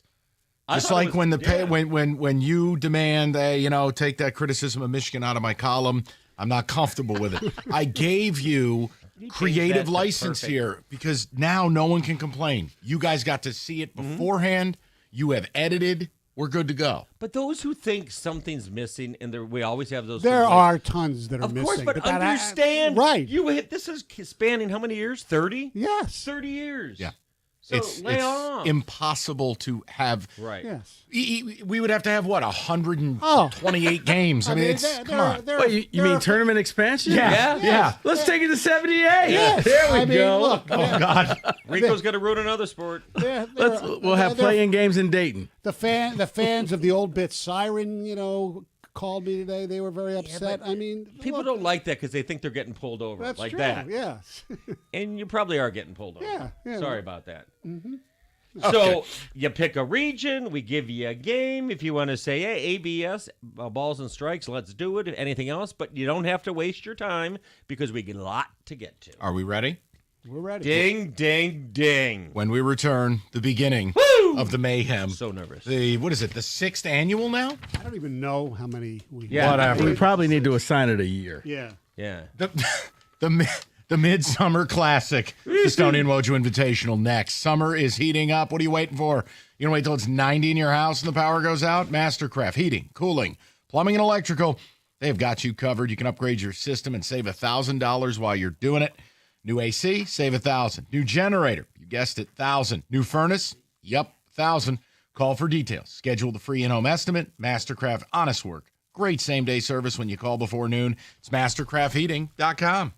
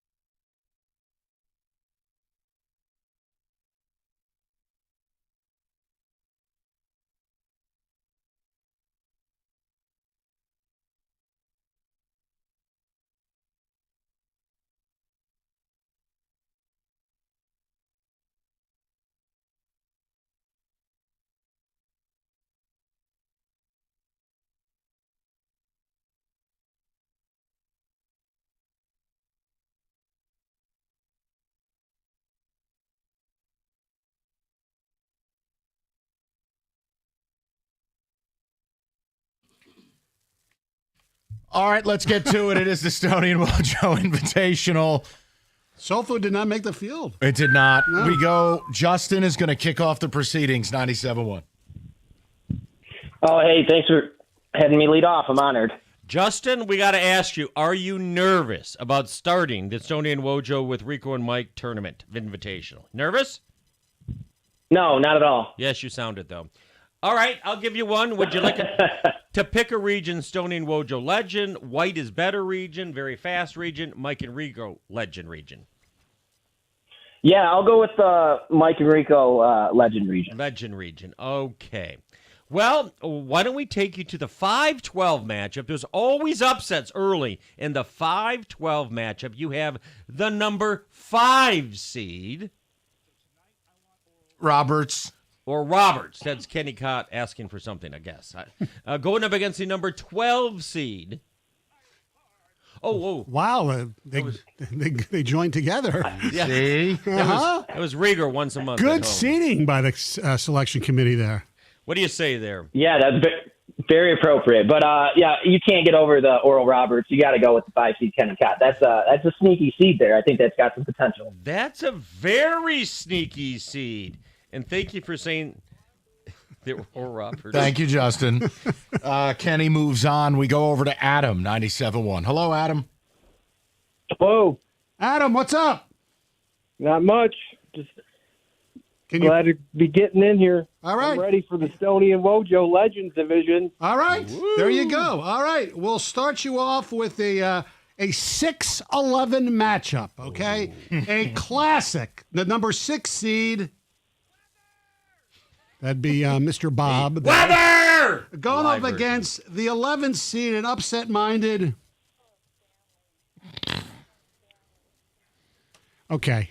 Should we explain what that was from, by the way? Didn't we do a contest? Yes, we did a contest for... Callers would sexily try to refer to win Wings playoff tickets. Right. And she was referring to the Stanley Cup. Yeah.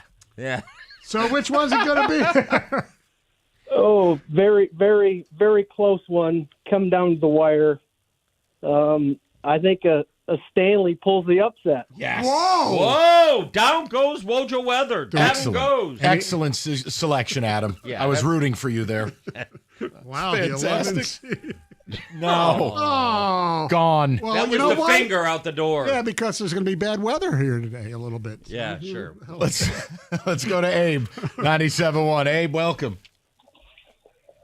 Thanks. Glad to be here. Hello, Abraham.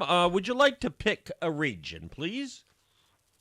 Let's go with Mike Enrico Legends. Legends region. Okay. Oh, I can't give you this. All right. We're going to give you the 7-10 matchup. These are always very, very close, like 2.5-point spread. You have the number 7 seed. That's Rico in a rare moment, going up against the 10 seed. This is good. Stony's struggling. This are two good guttural sounds going on here. This matchup. I got to go with Rico on this. Wow. Whoa. Wow. Well, it was seated properly then. Yeah. Stony, how do you feel about that outcome?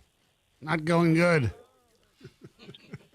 Thank you, Abe. That was the favorite, by the way, so it set it up. It is, but listen, it's vital to what we do here. Oh, absolutely. Here's my question. Should the amount that the drop gets played factor into the way people think about these? It might be. You know what? You would think so, but remember, I thought the chair drop last year was going to win. So did I. And it didn't. And we played that thing to death. Truth. I think things that have our own voices as opposed to something from somewhere else. And here's what I found out in doing this. All of a sudden, one drop will just get hot and become a fan favorite of the day. Oh, it catches big and low. Like Lomas. Yes. Yeah. Like Florida Gulf Coast that one year. Yeah. Let's go over to Rob, 97.1. Robbie, how you doing? Doing well. How are you guys? Excellent, Rob. Pick a region. Great. Pick a region, Not Rob. going great. Yes. Rob the legend. Let's do the Stony and Wojo Legends division, which, by the way, Mike, can you imagine if they did that Stanley thing in 2025? Wojo and Stony would have been booted off the radio. I know. We wouldn't go 4 minutes into a segment. I mean, please. Rob, it would be Jazzy Cat in the Cone filling in. Because, Rob, you know this. People now it's a career to be offended. Yeah. You can just be continually offended. Not only is it a career to be offended, it's a career to drag people through something that's just absolutely ridiculous. But anyways. All right, here we go. We're going to go, and Wojo mentioned, sometimes it's not as good to hear from other people. This will be one of those, though. Oh. We do the 4 seed.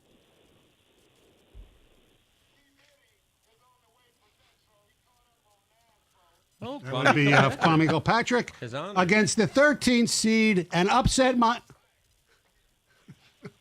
Wayne Fonts, ladies and gentlemen.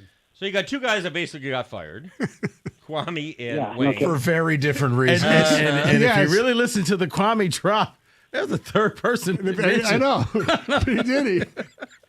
Man, you really set me up for failure here. Kwame or Wayne Fonts. I mean, I guess Wayne Fonts, but I mean that's kind of a. But yeah, let's go with Wayne Fonts. Oh, no. Down goes Kwame and P. Diddy. You know what? Because I Was like that Dan Rob. Leach or was that Kwame? Say what? Was that Dan Leach or was that Kwame?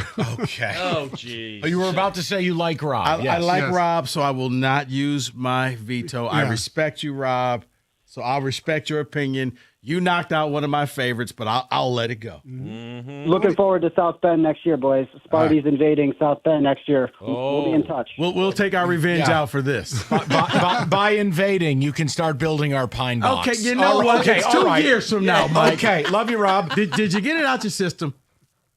He never misses a chance. Oh, but it's Smarty Radio. Wojo, here's a box of kittens. Oh, yeah, we don't run the touchdown play. They We can't even beat a kitten. They have more toughness than State. I've had enough. Let's go to Andrew. 97.1. Andrew, how are you, buddy? Good. At least we got an MSU trash talk before a Wyatt Langford drop today. Oh, no. I'm not. I will not say his name, Andrew. Yes, he will. He does have 15 homers and 15 steals at the break. Hello. All right. Andrew, pick a region, please. And he'll hit 6 this weekend against the Tigers. Leave it alone. Andrew. Pick a region, please. I'm a little frightened of the Stony Legends region, but I'm going to take it on. Oh, okay. Stony Wojo Legends region for a spot in the Elite 32. We're going to do the 2-15 matchup. You never know in these. The number 2 seed. Stony imitating somebody getting did. Going up against the number 15 seed. God, is that woefully understated? Bobby Ross. How is that a 15? I know. You know what? Bobby Ross, small conference. Yeah, and he lost in the first round of the conference tournament, too. Yeah. Yep. I got to go with the 2 seed, though, just because I'd heard that Stony line forever, but I almost crashed on Woodward yesterday when you guys were playing the early clips. It's still, Andrew, when Stony was working with me one day, Rico was on vacation, and he goes, yeah, I think I got a couple of these, and he starts diddling on his phone, and I was like, Wait, what on his phone? Whoa. I go, Stony, you second drop for you got the one when Tommy Lee did you, and all of a sudden he played it in the middle of the office, Andrew. Bobby Ross just stormed off the court and said, I don't coach that stuff. You think I coach that stuff? I love that drop. Yeah, I love them all. Andrew made a good selection. Yeah. It's important. But I love both of those. Bobby Ross was classic. Yeah, he went after Wojo once. What was that one for? Was that the? Then there was the one where in a press conference he said he'd hate to be my wife or whatever. In all seriousness, Bobby Ross had to be held back by Lions person, and he kept saying, let me get out Womnowski. I was Womnowski. Because I asked him about Charlie Batch, I think, or something. The idea that you were controversial about anything is amazing to me. You missed most of my life, pal. Alternate universe. Right. Oh, Hatchet, please. Right. Earth 616. Okay. Hey, Michigan's got a scandal. Bob's writing a book about the Edmund Fitzgerald. Oh, wait. Oh, my That's God. somebody else. Let's go to Eli. Oh, my God. That's Harbaugh's favorite song. Eli, how are you? I'm doing well. Thank you guys for doing this. I appreciate it. Sure. Pick a region, please. I'll have to go with the biggest schmuck of all time, Rod Allen's region. Oh, wait. That would be the Mike and Rico Legend Or is that region. the White Better region? No? What is that? No, that's Mike. Wow. Somehow I got that's going to be the last region that people will call out. Yes, that's the Mike They're and afraid. Rico Legend. They're afraid to call out that region. All right, let's go to the 6-11 matchup in the Mike and Rico Legends region, where you have the 6th seed going up against the 11th seed.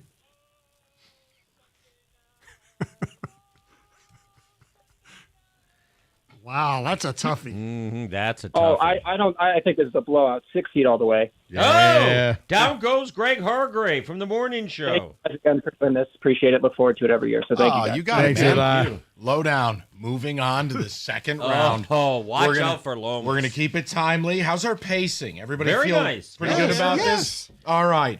More of this ridiculousness next.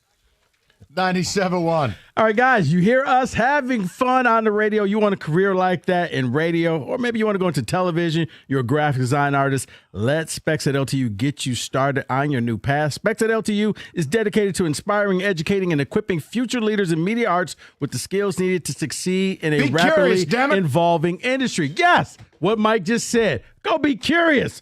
What does this mean? It means you're going to be learning from day one what it takes to make it in the field.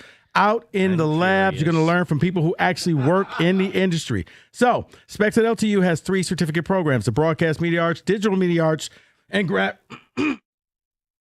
sorry about that, and Graphics Communications Graphic Media Arts program. There are 31 credit hours, and each student can start in the fall, winter, spring, and summer semesters, but the fall is coming up soon. So make an appointment today with an admissions counselor to discuss your next steps into your future at admissions@ltu.edu. That's admissions@ltu.edu.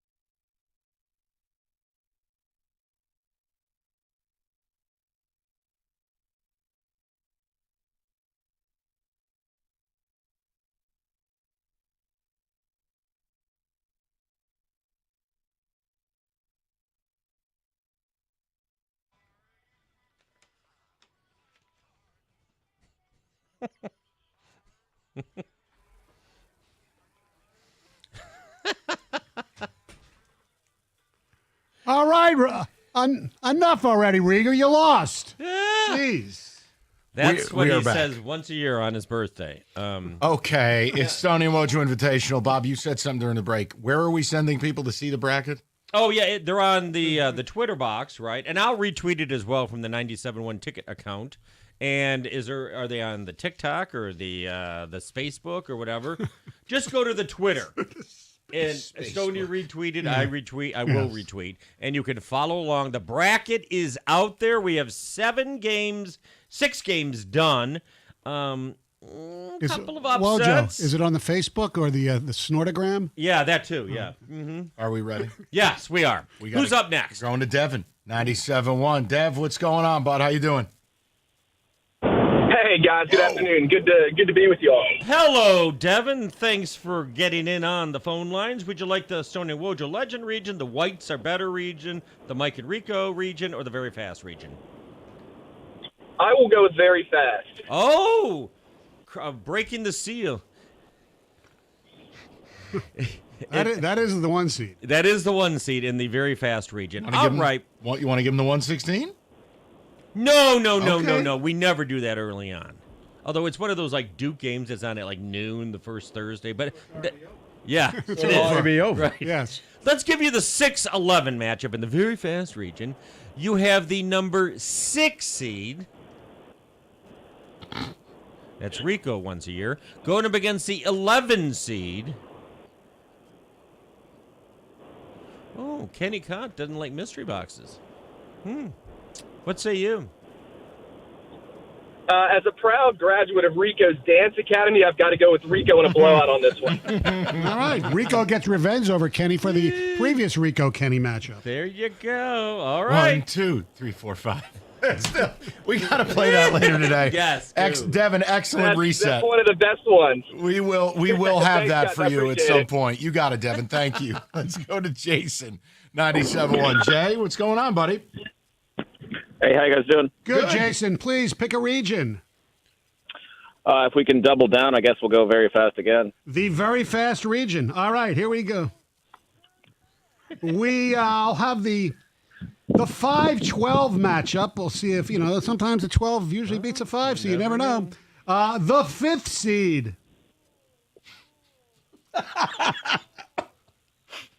Now, remind people, what is that from? That's from a movie. That's from the Rise of the Planet of the Apes movie. Going up against the 12th seed and upset-minded.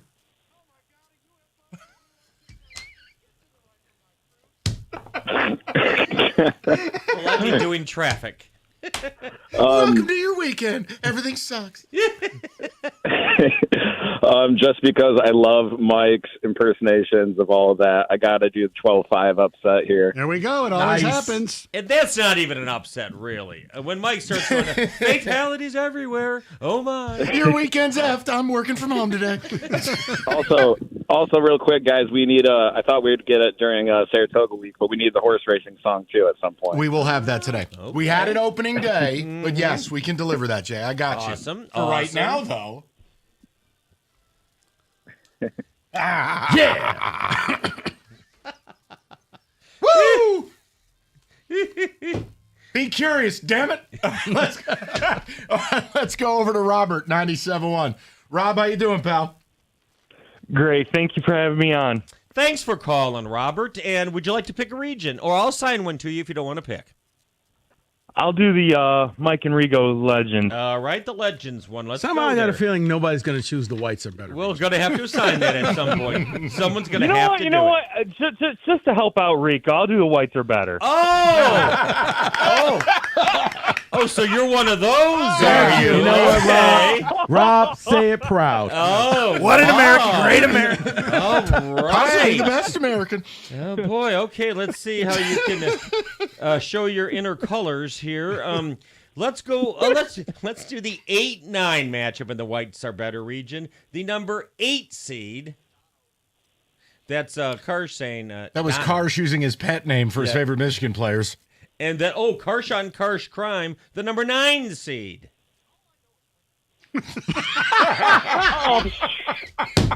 That was, oh man, the 9 seed going far. That was a 50-point blowout. That was not even fair. That was 47-9 at The 8 seed wasn't ready to play. No. 9 opened up like Middle Tennessee State. It was 21-5 at the TV timeout. Giddy pots. When we, and I'm sorry, at some point, David, and I'll stop requesting things on behalf of Robert, we've got to have the Doug Karsh Ray Lewis remix.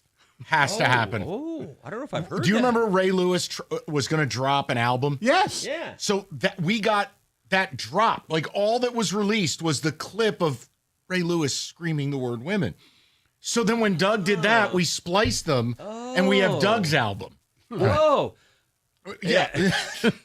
I love these requests, too, as well. I feel bad. I don't want to put more work on. David and Kenny have busted their ass. They're not. They already did all the hard work. Okay. They're kicking back, eating pizza. You're going to work more today than you work in a month. Yeah, I'm not happy about that Stop. either, mister. Go to Nick, 97.1. Nick, what's going on?